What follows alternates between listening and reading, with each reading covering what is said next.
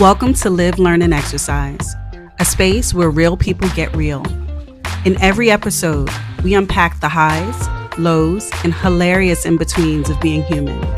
From romantic relationships and workplace dynamics to parenting and that quiet tug of war we play with ourselves. It's all on the table. So join my friends and me for a ride filled with thoughtful twists, insightful turns, and the fuel you'll need to shift into your next lane. Live, learn, and exercise. Let's talk about it.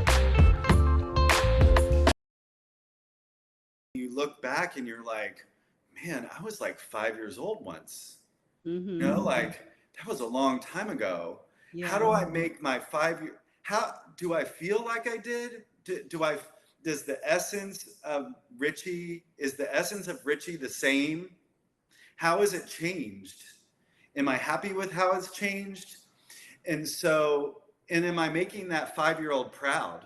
Am I doing what the 5 year, when you're five, you have lots of dreams, Right. and like things are, you have a lot of dreams and the world is so big and like you can do anything.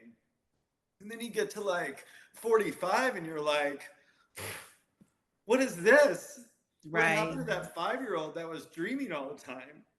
Right. Now I'm here and I like ride the bus to work and I hate riding the bus to work. You know what I'm saying? You're just like, how did I get here? Right. Like, is this what the 5-year-old wanted to do? Right. Is this what that 5-year-old Richie wanted to be like when I was 45? And it's like, no. This isn't like, why can't I be the 5-year-old that's dreaming again? Like, where'd all my dreams go? Yeah. And so it's like, I'm going to do this. Like, this is what I'm going to do. It's, I think that once you have something like that clicks, and you really think about it and you look back at your life and you think, where was all the adventure and where did all that go? Yeah. Where did funny Richie go? Yeah. Where did things go? You know what I'm saying? And they just got buried in what you said earlier, in the monotony of life and the comfort and like, I've got a job that pays me well and like, whatever. And like, you just get stuck in that. And I just didn't want that anymore. I just didn't, so I think that, not necessarily think that there was something specific. I just think that I just got to the point where I was like, this isn't who I want to be. Yeah. And this isn't where I want to be. This isn't, there's no way I'm going to be 80 and think to myself, why didn't I go do this bed and breakfast? And so I think that's what really drove it. Yeah, like I said, I mean, you put on an exhibition of courage, and all of that you might take for granted because you are who you are. And I think the people you roll with, we all have that swag too, but I don't want it to be lost on us that is not everybody's skill set and story. Right. And what I'm hoping is that anyone who is, tapering on that will look at you and draw some strength and some courage, because you literally put on an exhibition of it. And show I just did with Lisa, we talked about the Latin, the Benedictine doctrine that is always we begin again. And what it is what you just said. At any moment, you have the power to reinvent yourself or redirect yourself back to an earlier state of you. And it sounds like you reconnected with the child Richie. And I always think, like, it's funny that sort of innocence that I think is really helpful for people to operate. I think as far as yourself is concerned, but also when dealing with others. At my angriest, I try to look at the child version of that person to like bring it on down. And I think looking back at the child you, if you're just in a place where you're trying to figure out life or you're in limbo about something, recapturing that courage that most children start out with, and that sort of blind innocence that I can do anything. Um, I think that that's a really helpful strategy. What signals are you giving to 5-year-old you and 10-year-old you? Like, what your life right now, what signals are you giving to that child version of you? And are you good with that? Or is there something you can do to change that? I think that's really powerful. It's really powerful. And it's like, especially me having children, I get to really do that in real life. Yeah. Like, even going back to school was in part due to my children. And I'm like, I want them to see mom always pushing to the next degree the way I'm pushing them.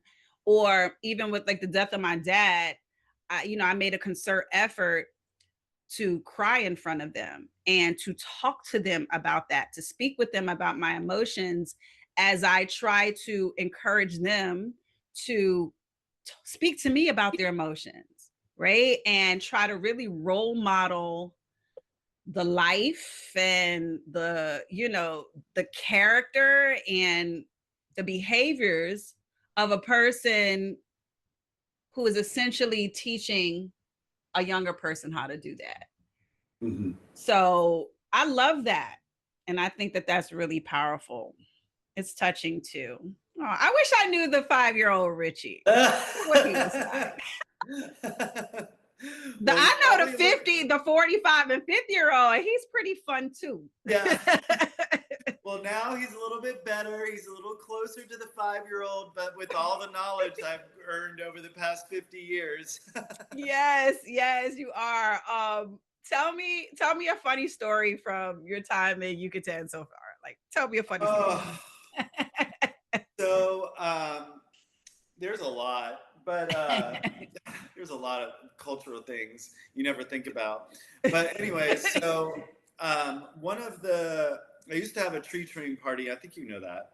So I Mhm. used to have an annual tree trimming party in DC, and then the pandemic happened, and I ended up moving into a smaller apartment, and I didn't have the tree trimming party again in Mhm. DC after 2020. So one of the dreams I had was, and the visions I always had was that I have to have the tree tree trimming party at Los Colores when I finally get to Yucatan. Mhm. So I did. I had the tree trimming party, and I didn't have a lot of friends, but I invited like all the people around me in the neighborhood, all the neighbors, the people that I Mhm. would see walking down the street, that I was building relationships with, uh, Mhm. some people that I met. So I invited all these people to the tree trimming party, but people were really confused because culturally they don't do that here. Right. So most of the people I was inviting were all Yucatecan, and they did not speak English. So Mhm. trying to explain in my limited Spanish what we were doing was funny to begin with. One Right. of the neighbors was asking, she said, "What if you don't like the ornament? Can I show you the ornament now? Can you tell me what ornament you want? Because everyone's supposed to bring a Christmas ornament." Right. So people just didn't get it that. So it was the night of the tree trimming party.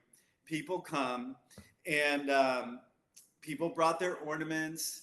And after the party started going, people understood what the party was supposed to be about.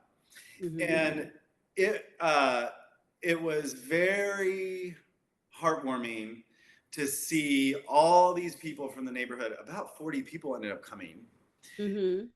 coming to the tree trimming party to help me decorate my tree um, that I had been dreaming about since I was in DC.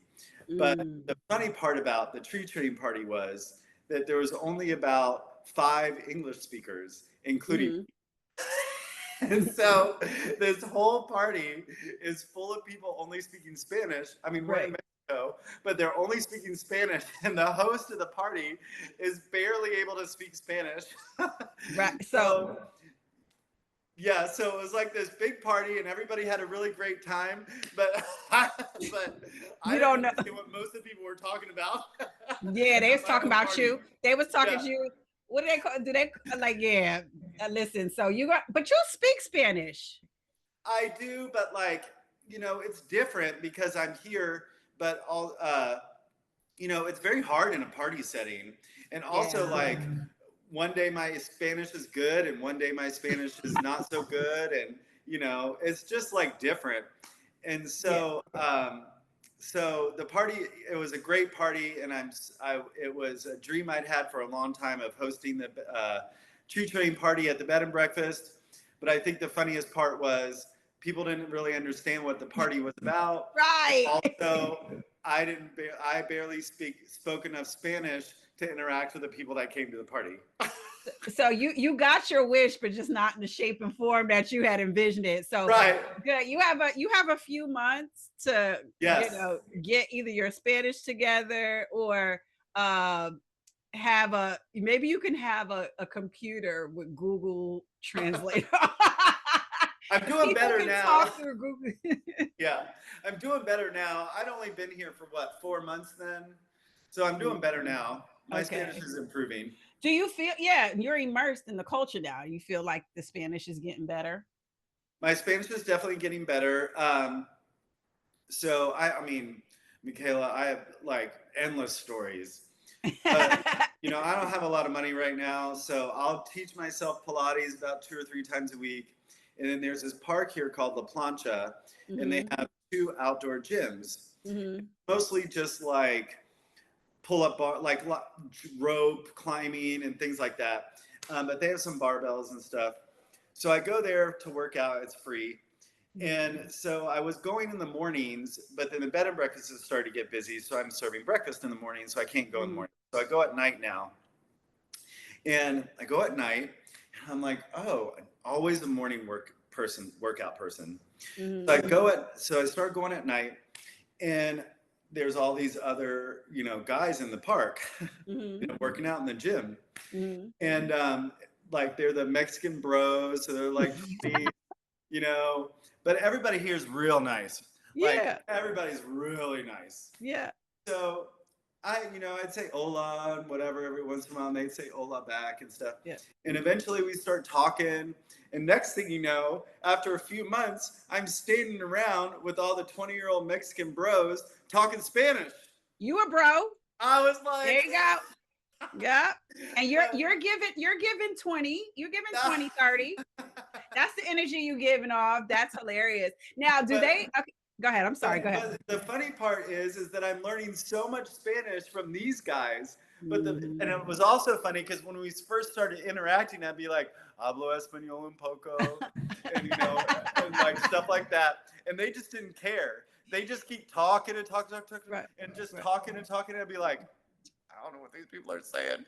Right. But after a few months, next thing you know, I'm in the circle talking with the bros in Spanish. I can get up to like 15 minutes and then I start like my vocabulary starts to wane. But Yeah, I love that's hilarious. Yeah, I need a picture of you and the bros, by the I way. know, I I need a know. picture. I need a visual of that. That it actually that story in a weird way reminded me of another thing that I like just grew my respect for you. This was in the beginning, I think sort of my beginning trek on the diversity and equity and inclusion path that I was on. And I remember there was something that you had to figure out. I don't know. There was a misunderstanding, and I remember you coming to me after that, right, and telling me like, essentially in your own words, I want to get better. I want to get better at this. I want to Mhm. understand this. Asking the questions, and I just this whole transition and going into a different culture and all of that, this is no shock to me. But I just remember like wanting to be closer to you after that. And that had to be about 5 years ago. I mean, we were great, affiliates and great friends. But I remember seeing that depth and that care and that extra measure to, number one, fill a gap, but number two, to like connect with people on more of a cultural basis. I remember thinking like that's dope. Like Yeah. because one of the things that I teach in diversity is the commonality is really the experience. And though, yes, middle-aged white men in many respects are in a privileged and advantaged situations, that does not mean that middle-aged white men do not have not in certain points felt misjudged or biased against. And like, as a person who knows you, I know that you would never intentionally offend or assert privilege. And you know what discrimination and bias feels like as, you know, a gay male, and in many other respects, I'm sure. And so what I teach is, a person may look at you and not qualify you as all of that and just think you're a racist or you're this because you're a white male that's managing maybe someone of a different culture. And so when you and I had that conversation, and I saw this intention and this focus on being able to reconcile um what you were giving and what was being received, I love that about you. And it made me want to be better in what I was doing to make you better. And Yeah. so I love that moment that we had this story and about you just like getting in the mix and Yeah. embracing the difference. And now you became one of the bros. Like, it conjured that It's that thought for it's me. it's very interesting here because you come here on vacation and stuff like that, and it's very different when you live here, Mm, especially in this area. Culturally, it's been very interesting. Interacting with the neighbors.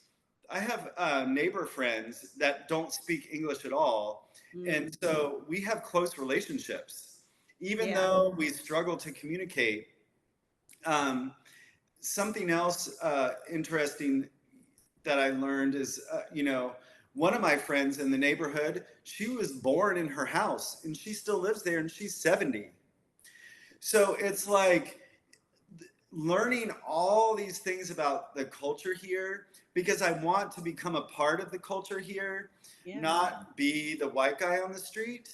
Yeah. And it's interesting when I talk to some of the neighbors and they say, "You're the only one that hangs out with us," because Yeah. because they see they're they're the other parts of the expat community here, and they see them walking around, and then they don't try to interact, and Mm-hmm. it's weird because I'm like, why did you move here then? Yeah. Like, one of the reasons I moved here was because I really like this culture and the people here and the food, and like I feel Mm-hmm. connected here. So why would I come here and not interact with the community? You know what I'm Right. saying? And like try to understand, and like the tree train party is a perfect example. Like, I brought something that we do in the United States here, and then I ended up combining it with a, they call it a posada, which Mm-hmm. is their version of a holiday party here is called a Mm-hmm. posada, and they do specific activities and they have specific food. One of the things they do is break a pinata, and so I had the tree trimming party, but then I also went and bought a pinata and I filled it with candy, and I learned all about what you're supposed to do. There's a special song you're supposed to sing. There's a special way you're supposed to do the pinata. There's like certain You're not things. just supposed to go bang it. Yeah, they don't use sticks here. What do they use? They're fists. What? Yes. And Yeah. there's like a song. So like, I'm like, I think it's so cool that I'm able to teach my neighbors about something from my culture, but that they're also, and they're interested and they want to participate, but also that they want to teach me something about their culture. And the tree trimming party is going to be, we're going to have it again this year. And just to be able to bring those two traditions together, it's like so cool. And like, it's so I love that the sharing of the cultures in that way and being able to blend them for something like a tree trimming party. Yeah, I mean that's leveraging diversity for Yes. inclusion right there. And the inclusion part is the fact that people want to exchange. That's Yes. the feeling. Inclusion is the feeling, and it's that balance of what I, two of the characteristics I said I admire about you most was authenticity, and well, one of them, and then belonging is the other part of inclusion. But that only happens when you immerse yourself in diverse spaces. And Yes. so, people feel included when they're, of course, around people who are like them. There is sort of like that similarity attraction, but it is heightened when you can make everybody in that diverse space, different culture, different, all of those things, different mindsets, and all of that feel like they actually want to share a piece of themselves with you in an authentic way. And so, again, you're putting on an exhibition of what diversity and inclusion is all about. And especially if you dropping your behind in somebody else's space, how dare you Yes. come into Yeah. somebody else's country, into somebody else's neighborhood, and don't speak. It's funny. Listen, I'm real sensitive about that. I actually had a conversation with a trainer, one of my employees, last week, and he was shocked because this particular employee walks by me specifically. Every day, and like literally we'll be face to face, and he will act like he don't see me. Yeah. Like, listen, baby, it's my damn house. That Yeah. gym is my house. And it, like, that's just not decorum. And at a club who prides itself on being friendly and cleanly, and when you see a coworker, when you're in shared space, when you're in somebody else's space, you speak.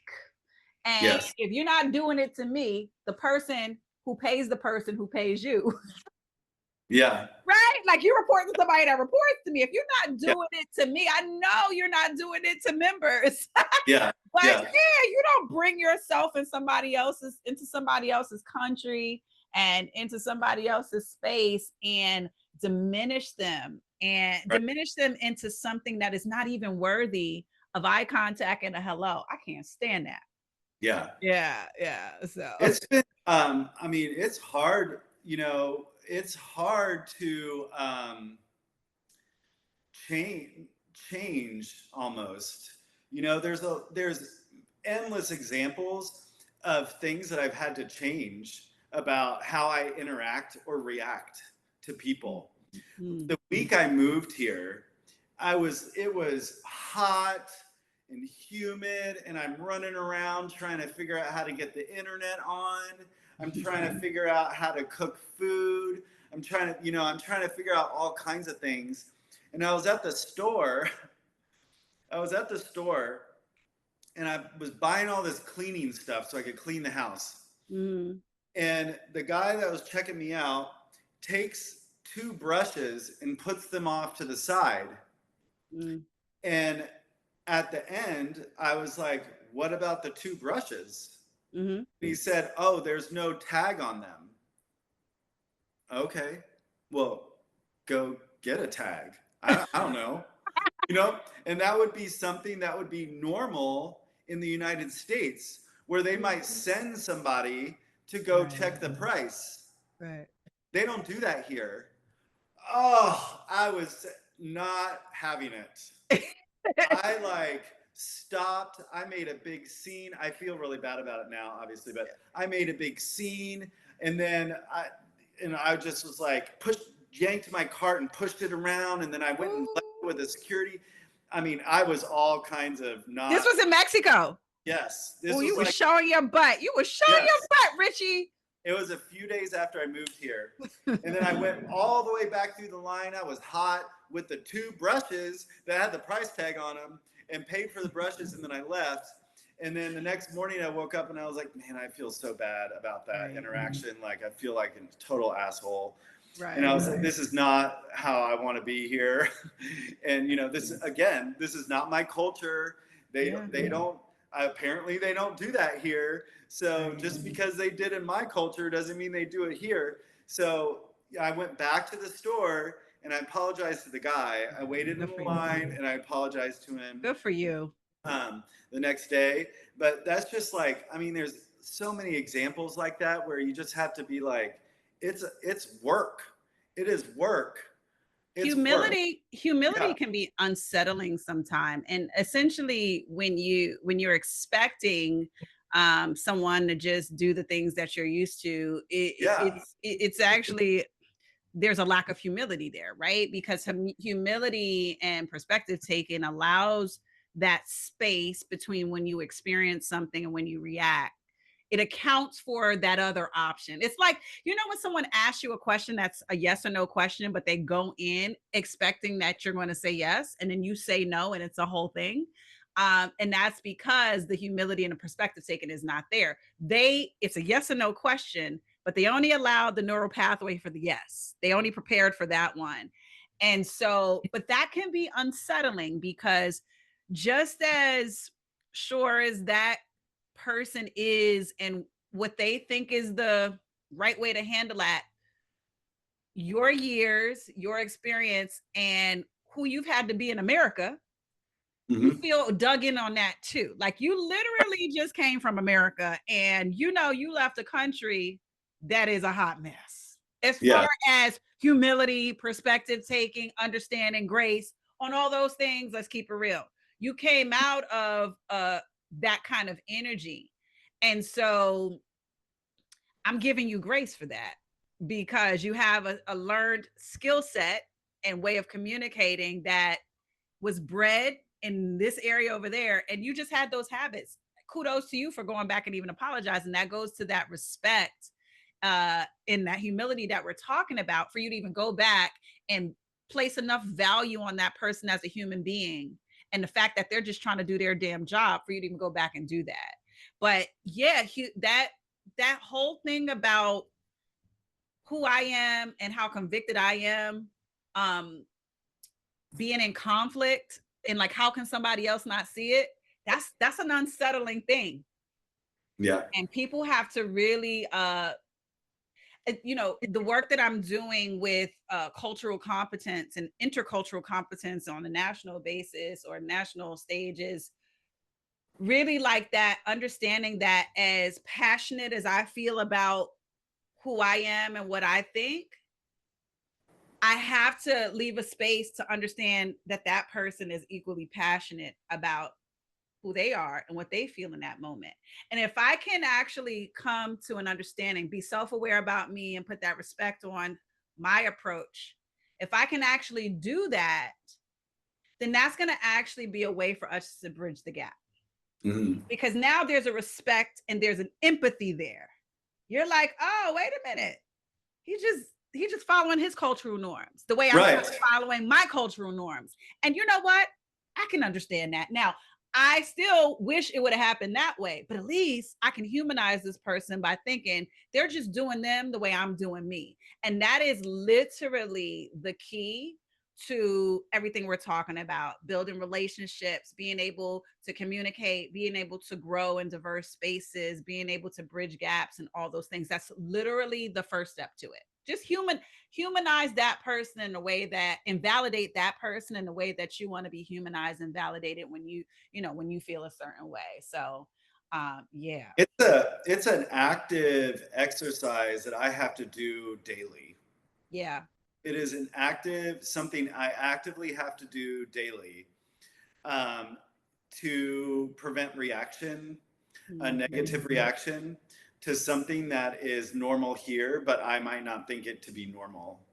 Yeah. I mean, I've been here for a year now, so it was a lot harder in the beginning. Now it's a lot different, but it almost feels more comfortable now that I am controlling my reactions. Do you know Yeah. what I'm saying? Does that make sense? Yeah. It's almost like I feel a little bit less tense, or like, there's often people who want to convince you that their way is the right way, Mhm. or or their way is the only way to do something.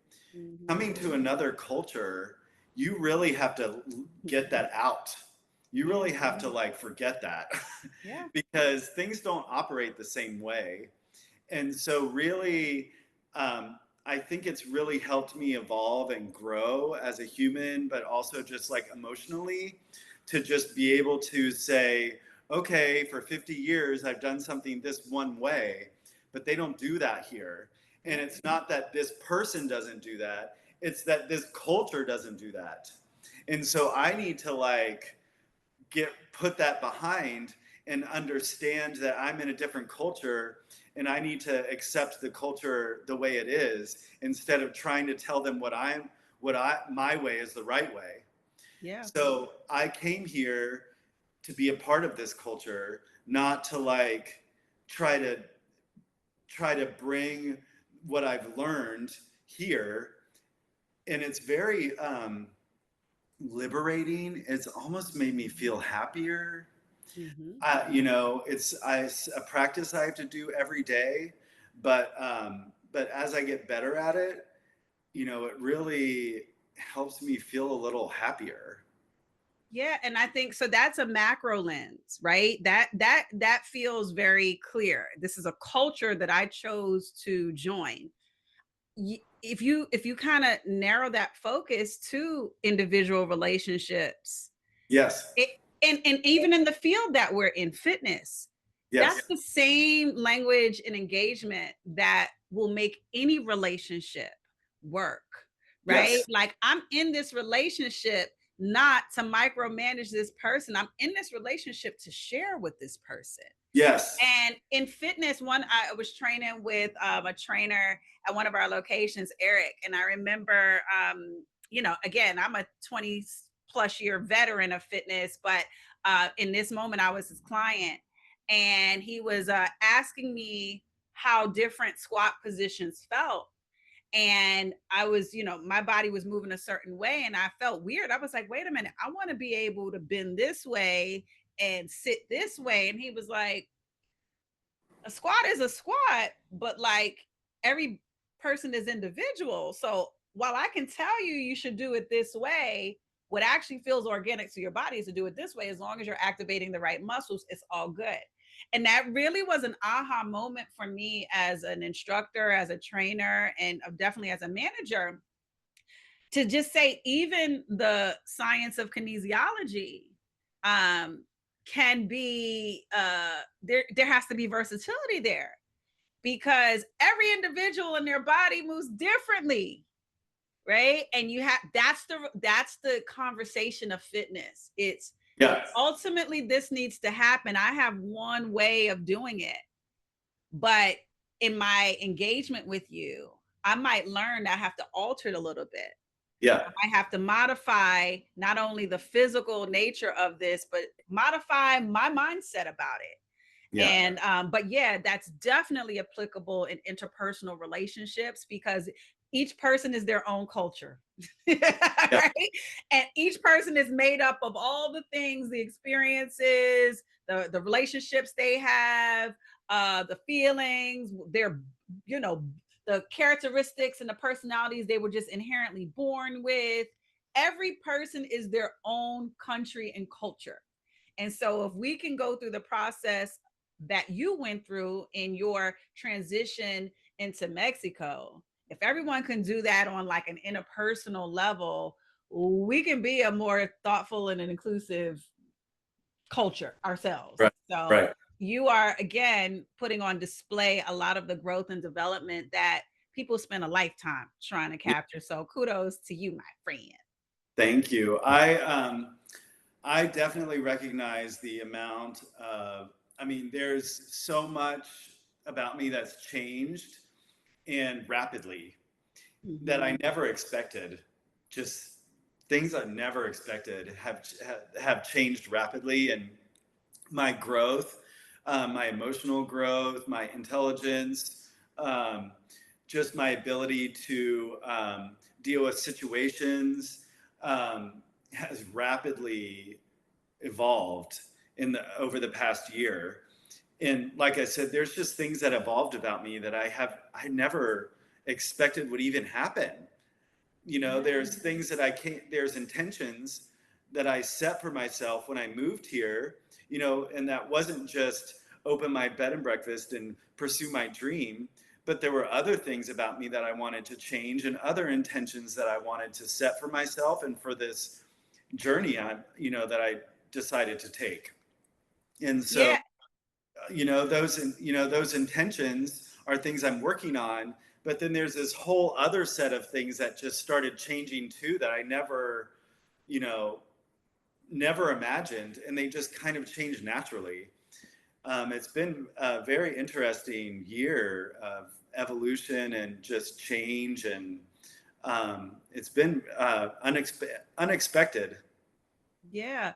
I would even, challenge you to say that it actually hasn't been quick. I think that the outcomes may have felt swift, but I have seen you creating this breeding ground for all the change and even all the gifts that you have been and the blessings that you have, been granted this year because of the breeding ground that you've been creating for as long as I've known you and probably more.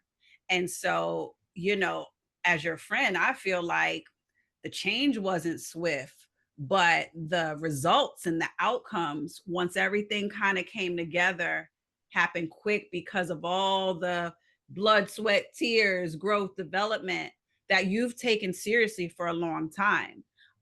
You would not be in a position to make these pivots, these quick changes without planting some really important seeds, doing some really important personal development, seeking out knowledge, seeking out relationships that challenge you. Hmm. Having this is not our first deep conversation. Running things by, like, all those things you have consistently done the work of self development, such that when the external things that were out of your control finally fell in place, things fell in place rapidly because you created that fertile ground. So Yeah, again, kudos to you, because that is not everyone's story, you know. I Uh, think yeah, I think it also has to do with what we said towards the beginning. Like, I wasn't the person I wanted to be. And so, I had changed and I evolved in ways I didn't like from right. from when I was a kid. And so I think, those intentions and the groundwork that's been laid all relates to that. Yeah. Like, this isn't the person I want to be. This isn't how I don't feel the same essence as I did when I was younger, and this isn't what I want to be. And so, laying the groundwork, not only challenging myself by chasing this dream, but there's a whole emotional things that happened and all of those things that I also set intentions for when I moved here. And so I think you're exactly right. Not only the motivation comes from feeling that I wasn't the person I wanted to be, and so making the intentions to change. Well, my friend, you have some prospecting to do, and Yes. the night is upon us. My sunroom is sun no more. I But was just thinking that. I was like, it's looking kind of dark there. It's what time is it here? We're 2 hours behind you. okay, so it's so we're night is upon us, and Yeah. night is a few hours away. But I want to reiterate to you, or to share with you, that I think your 5-year-old self would be very proud of you right now, the way all of us who love you are very proud of you. I promise to come visit soon. I thank you for Yes. being so courageous and authentic with us today, but just live your life like that. You are such an inspiration. You're one of my favorite people. That laugh, I miss that laugh. Oh, thank you. I miss your laugh, and I love you. So, yes, you will be sure to provide contact information for your bed and breakfast, and we'll put that in the comments, Okay. just in case people want to come visit or share Yes, all please the come information. visit. Yeah, we listen. Let's take a group trip, y'all. We're going to bed Yes. and breakfast, but I just want to let you know that you're amazing. This wraps up another episode of Live, Learn, and Exercise. I'm your girl, Michaela. Special shout out to Richie, who is doing the damn thing. And you could tan, you could tan. And yeah, we'll see you next time. Thank you so much. All right. Bye, everybody. Thank you for watching today. Please remember to subscribe, like, share, comment, and follow to support the work we're doing. And while you're at it, feel free to check out or rewatch old shows, and definitely stay tuned for what's upcoming.